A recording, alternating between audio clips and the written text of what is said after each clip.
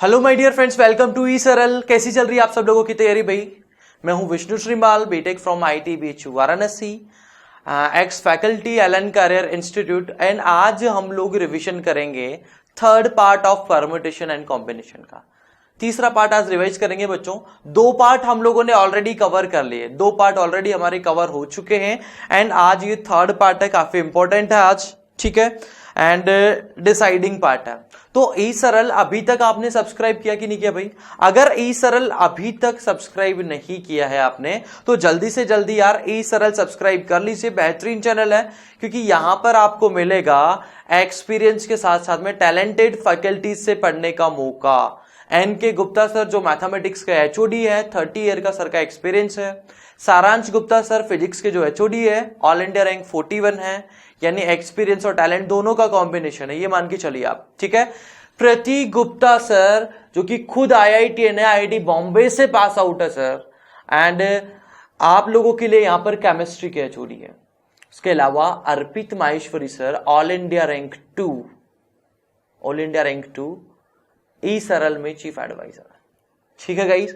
तो यार इतनी बेहतरीन टीम से आपको पढ़ने का मौका मिलेगा, इतना बेस्ट कंटेंट आपको मिलेगा, कोटा का जो बेस्ट कंटेंट हो सकता है वो आप लोगों को मिलेगा, ठीक है। तो अगर आपने अभी तक सब्सक्राइब नहीं किया है तो सब्सक्राइब कर लीजिए। मैथमेटिक्स रिवीजन सीरीज ये चल रही है एंड फिजिक्स की रिवीजन सीरीज ऑलरेडी आ चुकी है, केमिस्ट्री की रिवीजन सीरीज ऑलरेडी आ चुकी है, ठीक है गाइस। तो आज हम लोग क्या देखने वाले हैं? हम लोग स्टार्ट करने वाले हैं सर्कुलर परम्यूटेशन से। सर्कुलर परम्यूटेशन हम लोगों ने पढ़ लिया पहले, अलाइक ऑब्जेक्ट्स का अरेंजमेंट हम लोगों ने देख लिया था पहले। आज हम लोग स्टार्ट करेंगे सर्कुलर परम्यूटेशन, यानी चीजों को सर्कल पे अरेंज करना। पहली थ्योरम यहां पर है, कुछ थ्योरम्स हम इसमें देखेंगे कि अगर हमारे पास में n डिस्टिंक्ट ऑब्जेक्ट है तो उनको सर्कल पे अरेंज करेंगे। लाइन पे अगर अरेंज करोगे तो n फैक्टोरियल है, लाइन पे अगर अरेंज करेंगे तो n फैक्टोरियल है, लेकिन सर्कल पे अगर अरेंज करते हैं तो नंबर ऑफ अरेंजमेंट कितने हो जाएंगे? n-1 फैक्टोरियल हो जाएंगे, ठीक है। क्यों हो जाएंगे? जैसे यहां पर मैंने 5 डिफरेंट थिंग्स लिए, 5 डिफरेंट थिंग को अगर मैं सर्कल पे अरेंज करता हूं 1 2 3 4 5 1 2 3 4 5 1 2 3 4 5, तो ये पांचों के पांचों अरेंजमेंट हमारे को क्या दिखाई देंगे? सेम दिखाई देंगे। कि सर अगर मैं ए के सामने आके देखता हूं, ए के सामने आके देखूंगा तो मेरे को ये वाला अरेंजमेंट दिखाई देगा। ए के अगर मैं फ्रंट में चला जाऊंगा तो मेरे को ये अरेंजमेंट दिखाई देगा। डी के सामने चला जाऊंगा तो ये अरेंजमेंट दिखाई देगा। तो अरेंजमेंट तो सेम ही है, हम अपनी पोजीशन चेंज कर रहे हैं एंड हमारी पोजीशन चेंज करने से अरेंजमेंट नहीं बदल सकता। हमारे पोजीशन चेंज करने से अरेंजमेंट नहीं बदल सकता, यानी ये पांचों अरेंजमेंट क्या है? सेम अरेंजमेंट है। इसलिए यहां पर पहले अरेंजमेंट कितने थे? 5 फैक्टोरियल, लेकिन पांचों सेम है, 5 से हम डिवाइड कर देंगे। हर अरेंजमेंट अपने आप को 5 टाइम्स रिपीट करेगा।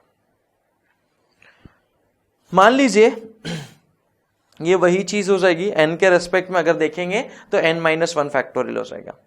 अगर हमने anti clockwise and clockwise arrangement को भी सेम बोल दिया, anti clockwise and clockwise arrangement को भी अगर हम आइडेंटिकल बोल देते हैं तो यहां पर नंबर ऑफ अरेंजमेंट और हम किससे डिवाइड कर देंगे? 2 से डिवाइड कर देंगे। लाइक अगर मैं बोलूं यहां पर A है, ये B है, ये C है, D है और E है, और AC का एक एंटी क्लॉकवाइज क्या हो जाएगा? A, B, C, D और E, 2 अरेंजमेंट है। यहां पर क्लॉकवाइज, यहां पर एंटी क्लॉकवाइज, दोनों को अगर सेम बोले n-1 फैक्टोरियल तो पहले ही था, और इसको किससे और हम डिवाइड कर देंगे? इसको 2 से और डिवाइड कर देंगे। जनरली जैसे माला होती है, गार्लैंड होती है, या फ्लावर्स की गार्लैंड या बीड्स की हम लोग देख लें, नेकलेस जो होता है, इसमें इन दोनों केसेस में हम क्या करते हैं? क्लॉकवाइज एंटी क्लॉकवाइज को सेम कंसीडर करके चलते हैं। बिकॉज अगर मान लीजिए कि मैं जो अरेंजमेंट देख रहा हूं इस तरीके से देख रहा हूं, तो वो आपको, मेरे को जो क्लॉकवाइज दिख रहा है आपको कैसा दिखेगा? ठीक है, मेरी तरफ से अगर देखोगे तो वो आपको कैसा दिखेगा? क्लॉकवाइज दिखेगा। आपकी तरफ से देखोगे तो वो इस तरीके से चेंज होता हुआ नजर आएगा, यानी आपको वो कैसा नजर आएगा? एंटी क्लॉकवाइज नजर आएगा, ठीक है। तो इसलिए यहां पर गार्लैंड के केस में ये देखिए तो इन दोनों केस में हम लोग एक तरीके से बोल सकते हैं कि इसकी मिरर इमेज जो है वो ये है, यानी इधर से देखने वाले को ऐसा दिखाई देगा, उधर से देखने वाले को इस तरीके से दिखाई देगा, लेकिन दोनों क्या है, सेम ही है। तो क्लॉकवाइज एंटी क्लॉकवाइज को हम सेम कंसिडर करके चलते हैं।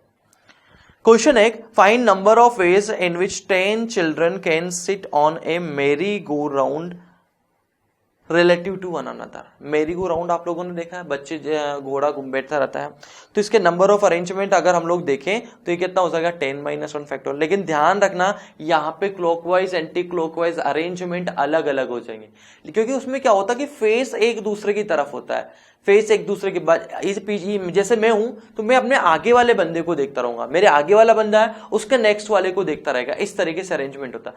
अब उसी अरेंजमेंट को हम क्लॉकवाइज से एंटी क्लॉकवाइज में चेंज कर देंगे तो अपना डायरेक्शन बिल्कुल क्या हो जाएगा, चेंज हो जाएगा, डायरेक्शन चेंज हो जाएगा। इसलिए यहां पर क्लॉकवाइज एंटी क्लॉकवाइज दोनों अलग अलग होंगे, so number of arrangement will be 9 factorial.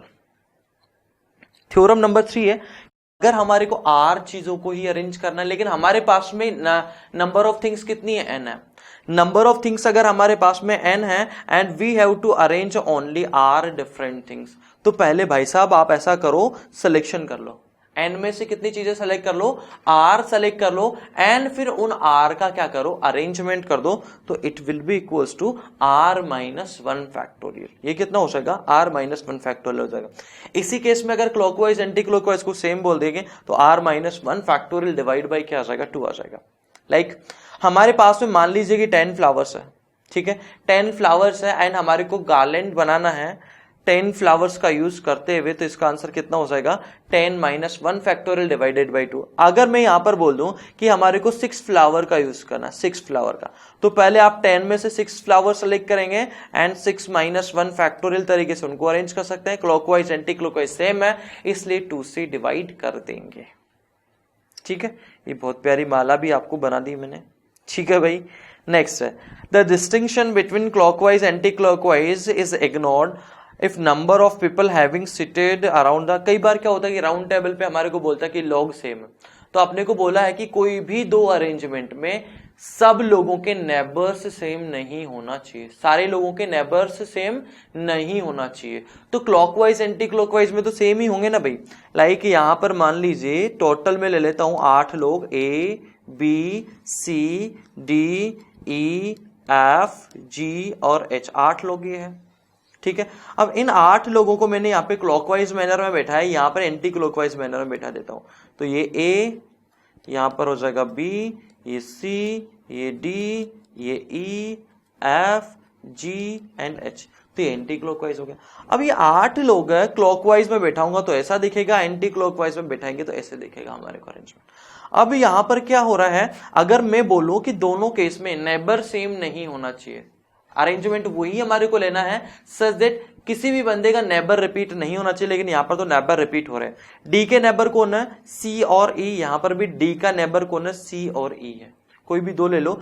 H के नेबर कौन है, ए और जी, एच के नेबर कौन है, ए एंड जी है, यानी नेबर्स रिपीट हो रहे हैं, तो इस केस में भी अपने को क्लॉकवाइज एंटी क्लॉकवाइज को सेम ही मानना है।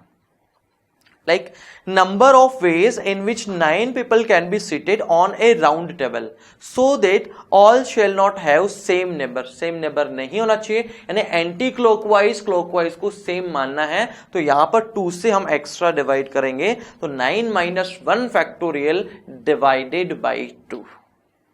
ठीक है, ये वही चीज हो जाएगी। आइए इस क्वेश्चन में क्या बोला है कि एक बंदा जो है, एक boy invite 10 of his friends for a party, 10 friends को इनवाइट कर रहा है। Then number of ways in which he and his 10 friends, वो उसके 10 friend can sit on a circular table which is surrounded by 13 chairs, जो कि किससे surrounded है, 13 चेयर्स इस तरीके से रखी हुई है, such that adjacent seat of host and should not remain empty. तो होस्ट है ना, उसके अराउंड, उसके आसपास की 2 सीट जो है वो एम्प्टी नहीं रहना चाहिए। ठीक है, तो ये होस्ट यहां पर अगर बैठ गया तो ये दोनों चेयर खाली नहीं रहना चाहिए, ये चेयर और ये चेयर खाली नहीं रहना चाहिए। ठीक है, यहां पर तो होस्ट बैठ ही गया भाई।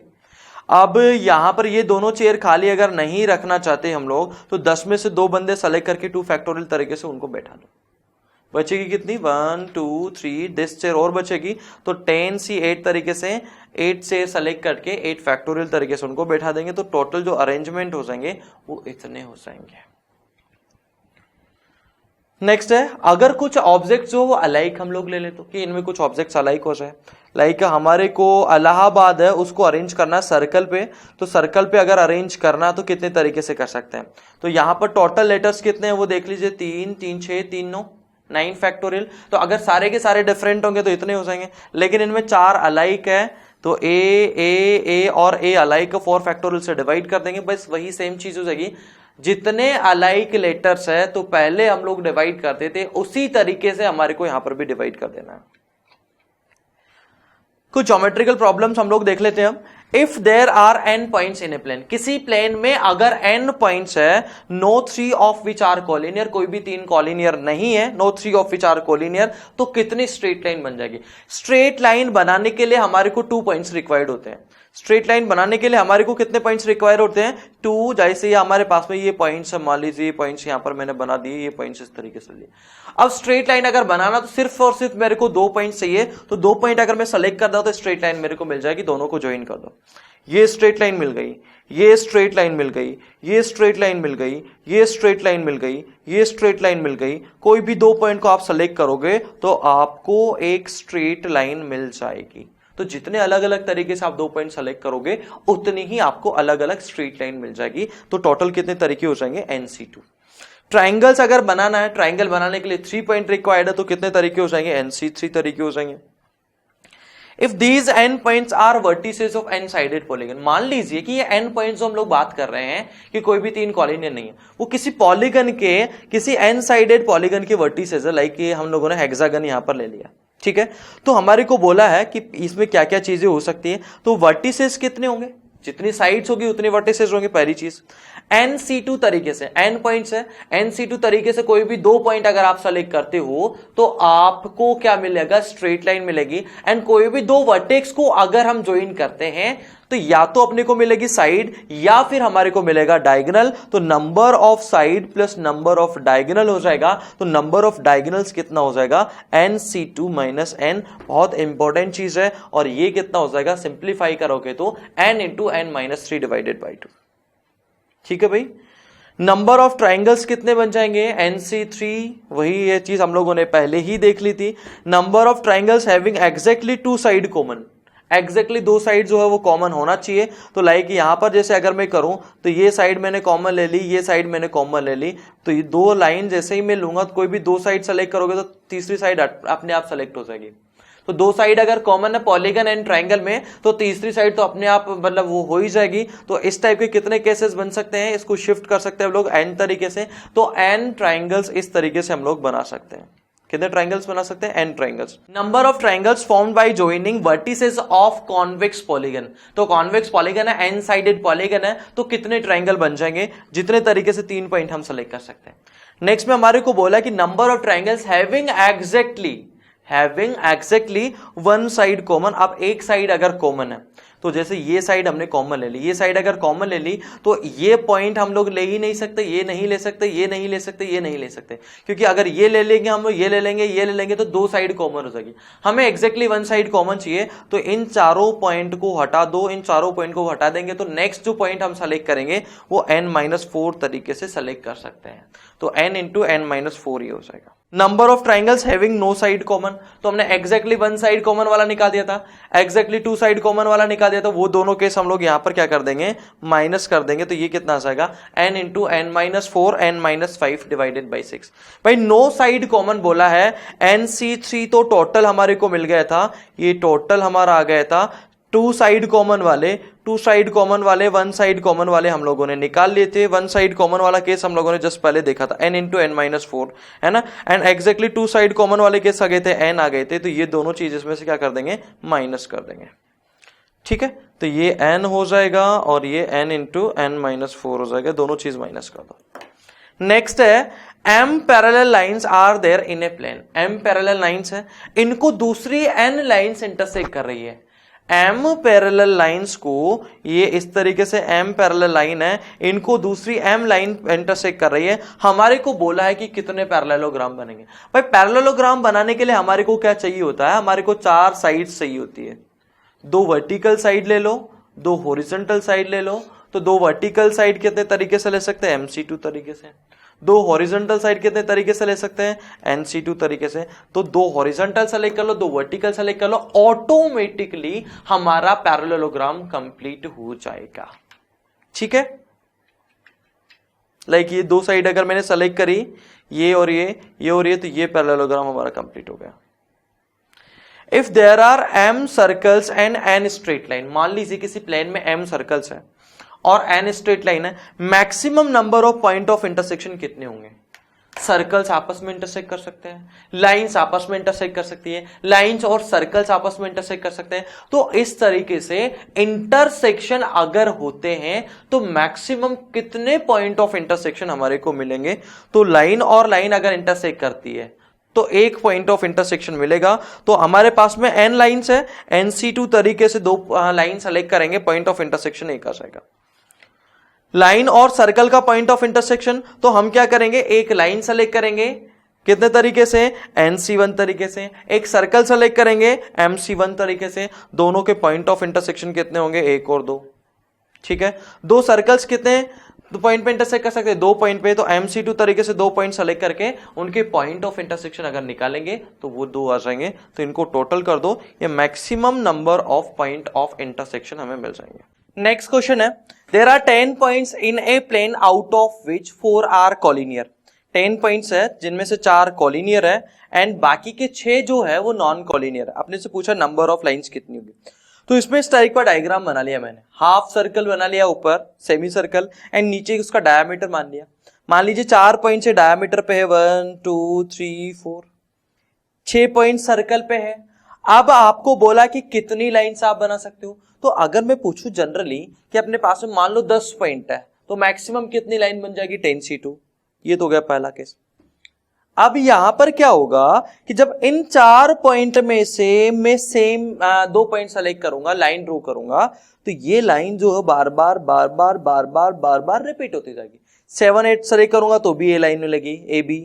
8 9 सेलेक्ट करूंगा तो भी AB लाइन मिलेगी, 9 10 सेलेक्ट करूंगा तो भी AB लाइन मिलेगी। हर बार यही लाइन क्या होती जाएगी, रिपीट होती जाएगी। तो ये काम कितने तरीके से कर सकते थे, 4C2 तरीके से, यानी 4C2 टाइम ये लाइन जो है वो रिपीट हो रही है। इन 4 में से 2 पॉइंट सेलेक्ट करने के तरीके कितने हैं, 4C2 है। इतनी बार ये लाइन रिपीट हो रही है, लेकिन इस लाइन को एक बार तो काउंट कर लो यार।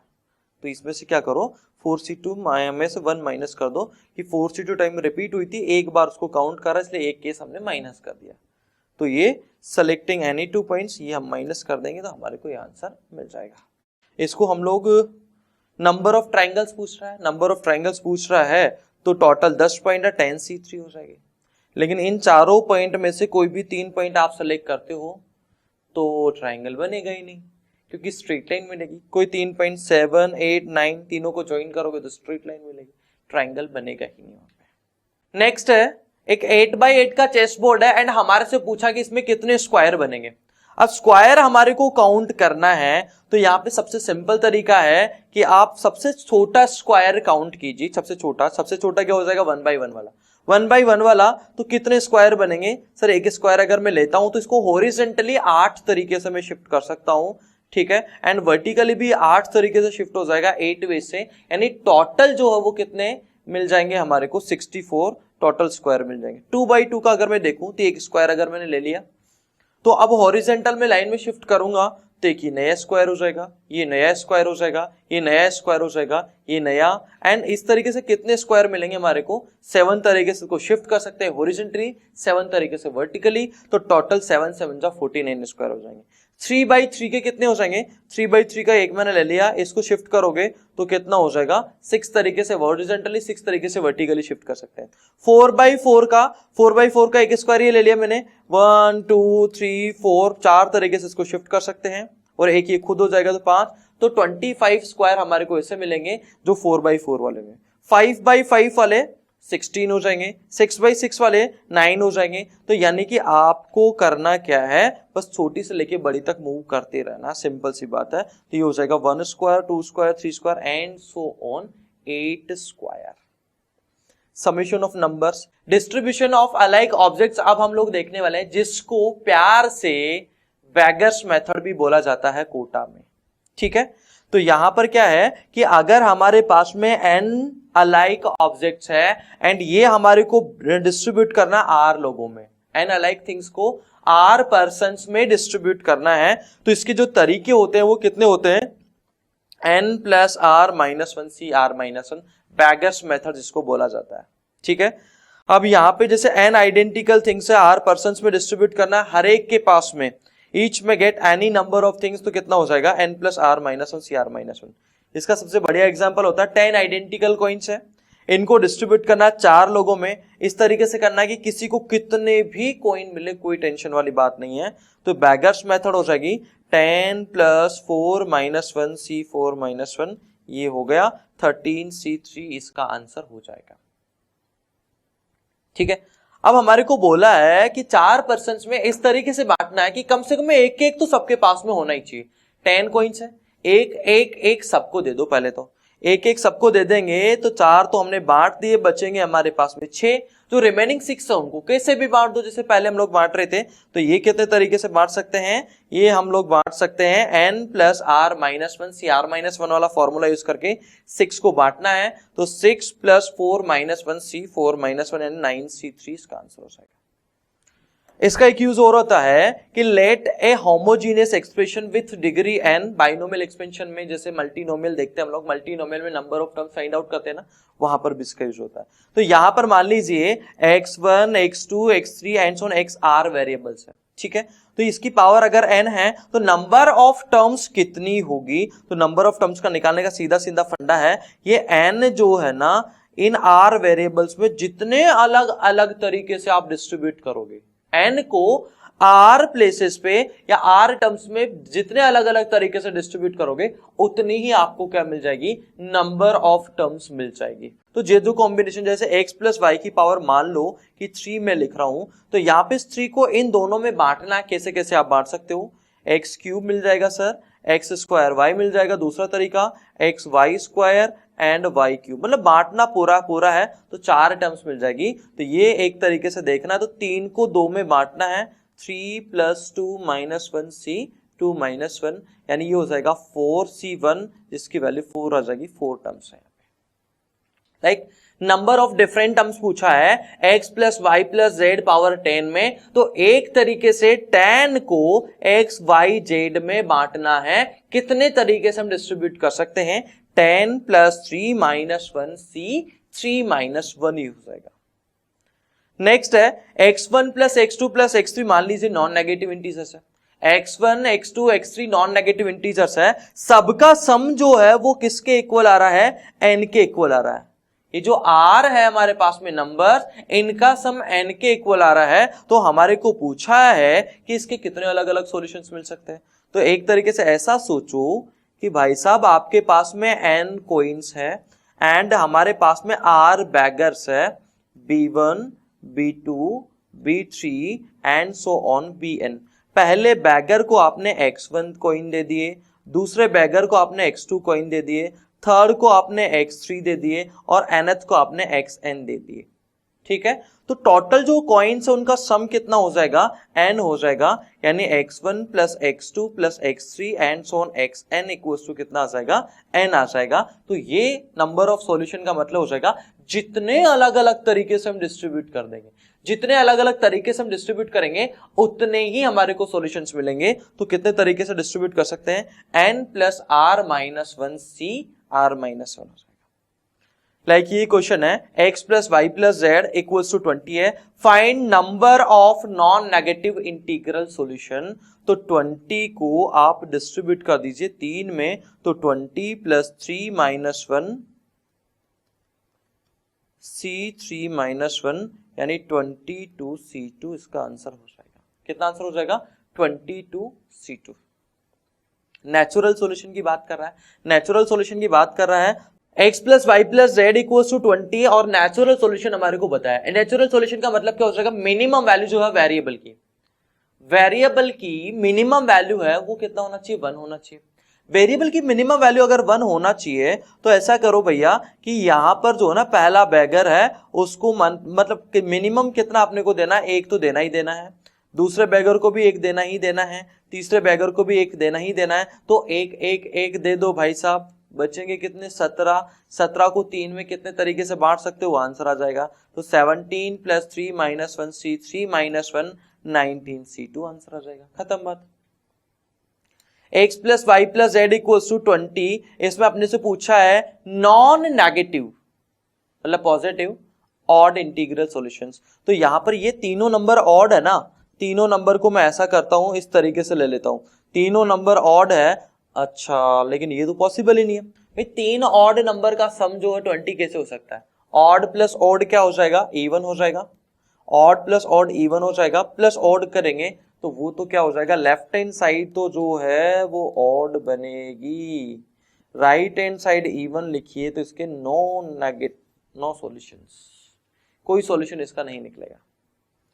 X y z equal to 120, x y z equal to 120, इसको हम क्या लिख सकते हैं, 2 की पावर 3, 3 की पावर 1, 5 की पावर 1, 120 को फैक्टराइज हमने कर दिया। अब एक्स वाई जेड की वैल्यू हम लोग कैसे ले सकते हैं, एक्स मान लो कि सर ये है 2 power a1, 3 power b1 and 5 power c1। y को सर हमने ऐसे ले लिया 2 power a2, 3 power b2, 5 power c2। z को सर हमने ऐसे ले लिया 2 power a3, 3 power b3, 5 power c3। तीनों को सर मल्टीप्लाई करेंगे ना x y z को, तो हमारे को क्या मिलेगा, 2 की power a1 plus a2 plus a3, 3 की power b1 plus b2 plus b3 and 5 की power c1 plus c2 plus c3। a1 plus a2 plus a3 कितना होना चाहिए, 3 होना चाहिए। इसके सॉल्यूशंस आप निकालेंगे 10 आ जाएंगे। इसके सॉल्यूशंस आप निकालेंगे b1 plus b2 plus b3 के 1, तो ये कितने सॉल्यूशंस आ जाएंगे, 3। इसी तरीके से 3, तो टोटल कितने अलग अलग कॉम्बिनेशंस बन सकते हैं, 10 इंटू 3 इंटू 3 हो जाएगा। नेक्स्ट हम लोग देखने जा रहे हैं डी अरेंजमेंट। डी अरेंजमेंट का मतलब क्या हो जाएगा, एक तरीके से गलत अरेंजमेंट, ठीक है, एक तरीके से गलत अरेंजमेंट इसको बोल सकते हैं। एक प्रोफेसर जो है एक बच्चे की, हाँ 3 बच्चे हैं, 3 इसके स्टूडेंट्स हैं ABC, उनकी आंसर शीट चेक करता है। अब उनकी आंसर शीट चेक करता है, वो क्या करता है कि A जो है B C तीनों को मार्क्स अलॉट कर देता है, तीनों को मार्क्स अलॉट करता है। तो इस तरीके से कर रहा है कि किसी को भी अपना करेक्ट मार्क्स नहीं मिले, इसको डी अरेंजमेंट बोलेंगे। या उनकी आंसर की जो है वो इस तरीके से लिख रहा है, इनके आंसर की बना के इस तरीके से सेट कर रहा है कि किसी को भी करेक्ट मार्क्स नहीं मिल रहे, गलत मार्क्स मिल रहे हैं सबको, इसको हम बोलेंगे डी अरेंजमेंट, ठीक है। हम ऐसा भी सोच सकते हैं कि मान लीजिए किसी घर में एक छोटा सा बच्चा है, 4 साल 5 साल का बच्चा है, ठीक है। अब उसने कुछ लेटर्स और एनवलप रखे हुए हैं, तो सारे के सारे लेटर्स उसने निकाल के रख दिए एनवलप्स में से और उनके साथ खेल रहा है। उसको पता चला कि पापा आने वाले हैं, तो फटाफट से वो सारे एनवलप्स रख देता है, सारे एनवलप्स वापस रख दिए उसने। अब उसके पापा ने वो बिना देखे वो सारे के सारे एनवलप्स जो पोस्ट कर दिए। एंड कोई भी एनवलप या कोई भी कार्ड जो है अपने करेक्ट एड्रेस पे नहीं पहुंचा, कोई भी लेटर अपने करेक्ट एड्रेस पे नहीं पहुंचा, सारे के सारे क्या हो गए, गलत हो गए। इसको भी हम क्या बोलेंगे, डी अरेंजमेंट बोलेंगे। लाइक D2 DN, हम इसको डिनोट किससे करते हैं, DN से डिनोट करते हैं, derangement of n things. DN का मतलब क्या हो जाएगा, derangement of n things ही हो जाएगा, ठीक है भाई।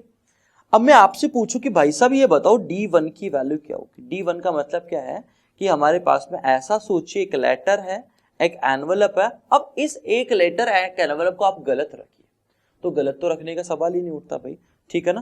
तो एक लेटर को एक एनवलप में रखना है, गलत रखना है, तो उसके तरीके क्या हो जाएंगे, D1 की वैल्यू आ जाएगी 0। 2 लेटर 2 एनवलप अगर आपके पास में है, 2 लेटर 2 एनवलप आपके पास में, ठीक है। अब आप गलत कितने तरीके से रख सकते हो, अगर आप L1 को E1 में रखते हो, L2 को E2 में रखते हो, तो ये तो करेक्ट हो जाएगा, ठीक है। तो करेक्ट रखने का एक तरीका, अब दूसरा तरीका यह है रखने का कि L1 को E2 में रख दो, L2 को E1 में रख दो, तो ये तरीका क्या हो जाएगा, गलत हो जाएगा। इसी तरीके से 3 लेटर 3 एनवेलप है, अब तीनों के तीनों को अगर आप करेक्ट रखना चाहते हो तो L1 को E1 में रख दो, L2 को E2 में रख दो, L3 को E3 में रख दो। तो करेक्ट रखने का तरीका क्या है, एक है, दो करेक्ट पहुंच जाए, दो को हम सही रख दें, तो दो कौन से सही रख रहे हैं वो देख लो आप, दो सही रख के तीसरा गलत रख दें, ऐसा हो सकता है क्या भाई? दो सही अगर पहुंच गए तो तीसरा तो अपने आप क्या होगा, सही जाएगा, तो ये तरीका क्या हो जाएगा, 0 हो जाएगा। हम कोई एक सही रख दें, तो पहले मैं 3C1 तरीके से कोई एक सेलेक्ट करूंगा, मान लो ये सेलेक्ट कर लिया मैंने, इसको करेक्ट रख दिया, बाकी के दो को मेरे को गलत रखना है, तो गलत रखने का तरीका क्या हो जाएगा, बाकी के दो को एक तरीका हो जाएगा, यानी एक तरीका हो जाएगा। अब हमारे को कौन सा केस निकालना था कि 0 करेक्ट एंड 3 रॉन्ग वाले केस निकालना था, इसको मैंने के अगर बोल दिया, टोटल कितने तरीके हो जाएंगे, 3 लेटर को 3 एनवेलप में रखने के 3 फैक्टोरियल तरीके हो जाएंगे। तो हम क्या करेंगे, इन सब का सम जो है वो कितना आना चाहिए, 3 फैक्टोरियल आना चाहिए। तो 1 प्लस 0 प्लस 3 प्लस के इक्वल टू 3 फैक्टोरियल, यानी के की वैल्यू क्या हो जाएगी, 2 हो जाएगी। इसी तरीके से 4 लेटर 4 एनवेलप, 5 लेटर 5 एनवेलप को भी इसी तरीके से हम लोग एनालाइज कर सकते हैं। लास्ट है, अगर हम लोग चाहें तो एक फॉर्मूले का यूज करके भी किसी भी नंबर ऑफ थिंग्स का डी अरेंजमेंट निकाल सकते हैं, कितनी भी नंबर ऑफ थिंग्स यहां पर हो सकती है। तो derangement of n things के लिए अगर आपको कोई फॉर्मूला यूज करना है तो n factorial 1/0 factorial minus 1/1 factorial plus 1/2 factorial minus 1/3 factorial and so on. तो इसका यूज करके भी हम लोग निकाल सकते हैं। लाइक D1, तो यहां पर 1 पे रुक जाना आप, 1/0 फैक्टोरियल माइनस 1/1 फैक्टोरियल 0 हो जाएगा, D2 1 आ जाएगा and so on. D3 D4 सारी वैल्यूज हम लोग फाइंड आउट कर सकते हैं। नेक्स्ट है ग्रिड प्रॉब्लम। ग्रिड प्रॉब्लम क्या है कि यहां पर मान लीजिए x एक्सिस y एक्सिस है एंड हम लोगों ने ये लाइंस इस तरीके से ड्रॉ कर दी। अब हमारे को बोला गया है, हमारे को क्या बोला गया है कि कितने तरीके से एक आंट जो है 1,1 से 4,5 पे पहुंच सकती है। 4,5 1,1 यहां पर है, 4,5 यहां पर है, ठीक है। लेकिन वहां पर हमारे को बोला कि शॉर्टेस्ट पाथ उसका होना चाहिए, पाथ उसका क्या होना चाहिए, शॉर्टेस्ट पाथ होना चाहिए। कितने तरीके से हो जा सकती है, तो सर हम बोलेंगे कि सर वो कैसे भी जाए उसको मिनिमम 1 2 3 3 स्टेप तो हॉरिजॉन्टल चलनी पड़ेगी, 1 2 3 4 4 स्टेप उसको वर्टिकल चलनी पड़ेगी, यानी टोटल 7 स्टेप्स तो उसको चलनी ही पड़ेगी। तो 7 स्टेप्स कितने तरीके से चल सकती है, 7 फैक्टोरियल तरीके से। ऐसा सोच लीजिए, 3 हॉरिजॉन्टल है 3 वर्टिकल है, ठीक है। जितने अलग अलग तरीके से 3 H और 4 V को हम अरेंज करेंगे उतने ही तरीके से वो वहां पे पहुंच सकती है। इनका अरेंजमेंट कितना हो जाएगा, 7 फैक्टोरियल अपॉन 4 फैक्टोरियल 3 फैक्टोरियल यानी 7C3 तरीके हो जाएंगे। लाइक अगर मैंने इस तरीके से अरेंज कर दिया HV HV V HV V, तो पहला स्टेप हॉरिजॉन्टल, फिर वर्टिकल, फिर हॉरिजॉन्टल, फिर वर्टिकल, फिर वर्टिकल, फिर हॉरिजॉन्टल, फिर वर्टिकल, फिर वर्टिकल, ठीक है। तो ये हम लोग देख सकते हैं, ये कुछ अलग अलग केसेस आ जाएंगे। कितने तरीके से वो 1,1 से 4,5 पहुंचे वाया 3,3। तो 3,3, तो पहले वो 1,1 से 3,3 पहुंचे, 1,1 से 3,3 पहुंचे और फिर 3,3 से 4,5 पहुंचे, ठीक है। तो 1,1 से 3,3 जाने के लिए 4 स्टेप, 2 हॉरिजॉन्टल 2 वर्टिकल, इतने तरीके से। फिर उसके बाद में 3 स्टेप, 2 हॉरिजॉन्टल एंड एक वर्टिकल, तो वो कितने तरीके से चलेगी, 1 factorial 3 factorial divided by 1 factorial 2 factorial हो जाएगा, ठीक है गाइस। तो आई होप कि आप लोगों को अच्छा लगा होगा आज का लेक्चर। पूरा लेक्चर अपना खत्म हो गया है। सारे के सारे कंसेप्ट हमने एक एक कंसेप्ट पूरी अच्छे तरीके से सारे रिवाइज करे हैं। हर कंसेप्ट के ऊपर कम से कम एक एक 2 3 3 एग्जांपल्स हम लोगों ने लिए हैं and now our chapter is finished. And अब जो है सबसे इंपॉर्टेंट चीज है विच इज माइंड मैप। क्यों माइंड मैप इंपॉर्टेंट है, क्योंकि ये आपकी हेल्प करेगा। कब हेल्प करेगा, आपकी हेल्प करेगा जब लास्ट टाइम पे आप रिवीजन करने वाले होंगे, क्योंकि उस टाइम पे हमारे को फास्ट रिवीजन करना होता है, तो वहां पे शॉर्ट नोट्स बहुत जरूरी होते हैं। एंड ये जो माइंड मैप्स है आपका काम करेंगे शॉर्ट नोट्स का, ठीक है। तो ये माइंड मैप्स देखिए एक बार फटाफट से, पूरा चैप्टर में वापस से पूरा first part, second part, third part, तीनों पार्ट एक बार वापस से रिपीट करा रहा हूं, ठीक है। यहां पर सबसे पहले हम लोगों ने देखा था n फैक्टोरियल। n फैक्टोरियल क्या होता है? n फैक्टोरियल का मतलब हो जाएगा 1 से लेके n तक के नंबर का प्रोडक्ट, लेकिन जीरो एक एक्सपेंशन होता है, एक्सेप्शन होता है। जीरो फैक्टोरियल की वैल्यू 1 होती है। हमारे को किसी प्राइम नंबर p की पावर अगर निकालना है n फैक्टोरियल में, तो ये क्या हो जाएगा? n by P, n by P square, n by P cube, सबका क्या ले लो? ग्रेटेस्ट इंटीजर ले लो, एंड अप टू जीरो। जब तक हमारे को जीरो नहीं मिल जाए तब तक इनकी ग्रेटेस्ट इंटीजर वैल्यू निकालते जाओ। सबको अगर जोड़ दोगे you will get prime number power p की पावर कितनी होगी? n फैक्टोरियल में। परम्यूटेशन, परम्यूटेशन का मतलब क्या होता है? अरेंजमेंट होता है। अरेंजमेंट करने को ही परम्यूटेशन करना बोलते हैं। इसमें हम लोग एक फॉर्मूले का यूज करते हैं, NPR। n का मतलब होता है number of things available, r का मतलब होता है जितनी अरेंज करनी है। NPR क्या हो जाएगा? Number of arrangement of r things, number of arrangement of r things taken out of n different things. तो इसकी वैल्यू कितनी आ जाएगी? n factorial upon n minus r factorial. Combination, combination की अगर मैं बात करूं, कॉम्बिनेशन का मीनिंग क्या हो जाएगा? सिलेक्शन। सिलेक्शन बस हमारे को करना है, ठीक है, चीजें सेलेक्ट करनी है। यहां पर NCR का हम लोग यूज करते हैं, n में से r चीजों को अरेंज करना है, इसको NCR से डिनोट करते हैं। इस तरीके से भी इसको लिख देते हैं n factorial upon r factorial, n minus r factorial इसको लिख देते हैं। NC0, n में से जीरो जीरो का सिलेक्शन, ये कितना हो जाएगा? 1 हो जाएगा। NCN सारे के सारे सेलेक्ट करना 1 तरीके से। NCR बराबर NCN माइनस r, यानी जितने तरीके से सिलेक्शन कर सकते हैं उतने ही तरीके से रिजेक्शन के भी होते हैं। Like 10C3 equal to 10C7, NCR equal to NCN minus R होता है, मैंने बता दिया आप लोगों को। NCX बराबर NCY का मतलब हो जाएगा या तो x बराबर y या x plus y equal to n हो जाएगा। NPR को यानी n में से r चीजों को अरेंज करना, तो हम क्या बोल सकते हैं? पहले आप सेलेक्ट कर लो फिर इनको अरेंज कर दो। एक बहुत इंपॉर्टेंट फॉर्मूला है NCR minus 1 equal to n plus 1 CR, ये हो जाता है। Formation of group m plus n different things को अगर दो ग्रुप में डिवाइड करना तो m plus n factorial upon m factorial n factorial हो जाएगा। इसी तरीके से तीन को अगर m plus n plus p, तीन m plus n plus p है, इनको तीन ग्रुप में डिवाइड करना है m n और p के में, तो m plus n plus p factorial upon m factorial n factorial p factorial हो जाएगा। टोटल नंबर ऑफ कॉम्बिनेशन का मतलब होता है टोटल कितने तरीके से आप सिलेक्शन कर सकते हो। n डिफरेंट चीजें अगर आपके पास में है तो NC1 एक तरीके से सिलेक्शन, NC2 अगर 2 का सिलेक्शन करना है, NC3 अगर 3 का सिलेक्शन करना है, NCN अगर n का सिलेक्शन करना है। ये कितना हो जाएगा? 2 to the power n minus 1 हो जाएगा। Combination of things which are not identical, अगर अपने पास में चीजें डिफरेंट नहीं है तो, ठीक है, तो हर चीज का सिलेक्शन क्या हो जाएगा? एक तरीका हो जाएगा। तो अगर p अलाइक चीजें हैं तो आप कितने तरीके सिलेक्शन कर सकते हो? p प्लस 1, या तो 0 सेलेक्ट करोगे, 1 सेलेक्ट करोगे, 2 सेलेक्ट करोगे, या p की p सेलेक्ट करोगे, p प्लस 1 तरीके से। अगर आपको q अलाइक थिंग्स गिवन है तो q प्लस 1, r अलाइक चीजें अपने को गिवन है r प्लस 1, और रिमेनिंग s क्या है वो डिफरेंट है तो 2 to the power s minus 1 ये हो जाएगा। Problem based on number theory, अगर आपको दिया है कोई नंबर n इक्वल्स टू 2 की पावर p, 3 की पावर q, 5 की पावर r, और आपको निकाला नंबर ऑफ डिवाइजर, तो नंबर ऑफ डिवाइजर p की पावर कितने तरीके से वेरी कर सकती है? 0, 1, 2, 3 एंड सो ऑन p, तो p की वजह से कितनी अलग अलग चीजें अपने को मिल जाएगी? p प्लस 1, ठीक है। तो p की वजह से यहाँ पर 2 की पावर कितने तरीके से चेंज हो जाएगी? p प्लस 1, 3 की पावर कितने तरीके से चेंज कर सकते हैं? डिवाइजर में q plus 1 and so on, तो नंबर ऑफ डिवाइजर हो जाएंगे p plus 1, q plus 1, r plus 1 हो जाएगा। Number of proper divisor, total divisor में से एक तो नंबर खुद हटा दीजिए, क्योंकि प्रॉपर डिवाइजर का मतलब होता है नंबर ऑफ डिवाइजर, दो divisor except 1 and number itself. हर नंबर खुद से भी डिविजिबल होता है, 1 से भी डिविजिबल होता है, तो 1 एंड नंबर इटसेल्फ दोनों इम्प्रॉपर डिवाइजर में काउंट होते हैं। अगर हमारे को ब्रेक करना है n को दो डिवाइजर के प्रोडक्ट में, तो कितने तरीके से कर सकते हैं? n अगर इवन है, नंबर ऑफ डिवाइजर अगर इवन आ रहा तो n by 2, and number of divisor अगर ऑड आ रहा तो n प्लस 1 बाई 2 ही हो जाएगा। परम्यूटेशन ऑफ अलाइक ऑब्जेक्ट्स अगर हमारे को देखना तो जितने अलाइक ऑब्जेक्ट है उतने फैक्टोरियल से आप एक्स्ट्रा डिवाइड कर दो। सर्कुलर परम्यूटेशन अगर आपको करना है n थिंग्स का तो n माइनस 1 फैक्टोरियल ये हो जाता है। अगर क्लॉकवाइज एंटी क्लॉकवाइज को सेम बोल रहे तो 2 से आप डिवाइड कर दीजिए। अगर n चीजें आपको गिवन है तो पहले r चीजें सेलेक्ट कर लीजिए, r का अगर अरेंजमेंट करना सर्कल पे तो r माइनस 1 फैक्टोरियल हो जाएगा, और अगर एंटी क्लॉकवाइज क्लॉकवाइज सेम है तो उसको 2 से और हमने डिवाइड कर दिया।